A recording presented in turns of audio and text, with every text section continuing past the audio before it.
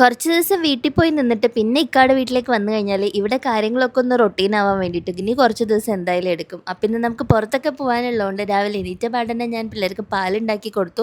എൽജു നേരത്തോടെ എഴുന്നേറ്റിട്ട് വീണ്ടും വാശി പിടിച്ചിട്ട് കിടന്ന് ഉറങ്ങിയിട്ടോ. രാത്രി ഉറങ്ങിയിട്ടേ ഉണ്ടായില്ല. റൂഹി അത് കഴിഞ്ഞിട്ടാണ് എണീറ്റിട്ടുണ്ടായിരുന്നത്. ഇവർ രണ്ടാളും രണ്ട് നേരത്തെ എണീറ്റ് കഴിഞ്ഞാൽ നമ്മുടെ പരിപാടികളൊക്കെ ഇരട്ടി പണിയാവുമെന്ന് വേണം പറയാൻ.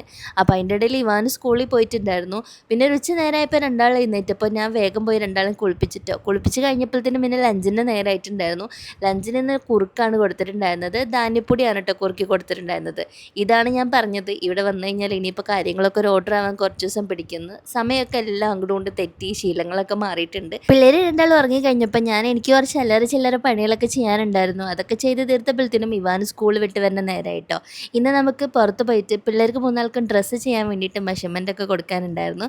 ഇതെന്തിനു വേണ്ടിയിട്ടായിരിക്കും ഡ്രസ്സ് കൊടുക്കണതെന്ന് നിങ്ങളൊന്ന് ഗസ് ചെയ്തിട്ട് കമൻറ്റ് ചെയ്യണം കേട്ടോ. അങ്ങനെ 3 പേരുടെ അളവൊക്കെ കൊടുത്തു. പിന്നെ എനിക്കും ഒരു ഡ്രസ്സ് ചെയ്യാൻ വേണ്ടിയിട്ട് കൊടുത്തിട്ടുണ്ടായിരുന്നു കേട്ടോ. അപ്പോൾ ഡ്രസ്സ് ചെയ്യാൻ വേണ്ടിയിട്ട് നമ്മൾ പോയിട്ടുണ്ടായിരുന്നത് ചാവക്കാടുള്ള ബ്രൈഡൽ മന്ത്രയിലാണ്. ഇതെൻ്റെ ഫ്രണ്ടിൻ്റെ സ്റ്റോറാണ് കേട്ടോ. ഇവിടുത്തെ ബ്രൈഡൽ കളക്ഷനൊക്കെ കണ്ടിട്ട് എനിക്ക് വീണ്ടും കല്യാണം കഴിക്കാൻ തോന്നിപ്പോയി. എന്ത് രസമായിരുന്നു കാണാൻ വേണ്ടിയിട്ട്. പിന്നെ ഞങ്ങൾ വെറുതെ ഗുരുവായൂർ വഴി ഒന്ന് വന്നു. ഗുരുവായൂർ ഏകദേശം കഴിഞ്ഞിട്ട് ഒരു ദിവസമല്ലേ ആയിട്ടുണ്ടായുള്ളൂ. അപ്പോൾ പിള്ളേർക്ക് കളിക്കാൻ ടോയ്സൊക്കെ വാങ്ങിച്ചെടുത്തിട്ട് പിന്നെ ഞങ്ങൾ ഡിന്നർ കഴിക്കാൻ വേണ്ടിയിട്ട് പോന്നു. കൂടെ ആരെങ്കിലുമൊക്കെ ഉണ്ടെങ്കിലേ പിള്ളേരായിട്ട് ഇതുപോലെ പുറത്ത് ഫുഡ് കഴിക്കാനൊക്കെ പറ്റുള്ളൂ കേട്ടോ. അല്ലാന്നുണ്ടെങ്കിൽ ഇവർ സമ്മതിക്കുന്നില്ല. അപ്പോൾ ഇന്നത്തെ വീഡിയോ എത്രയേ ഉള്ളൂ. നാളത്തെ വീഡിയോയിൽ കാണാം. Thank you for watching.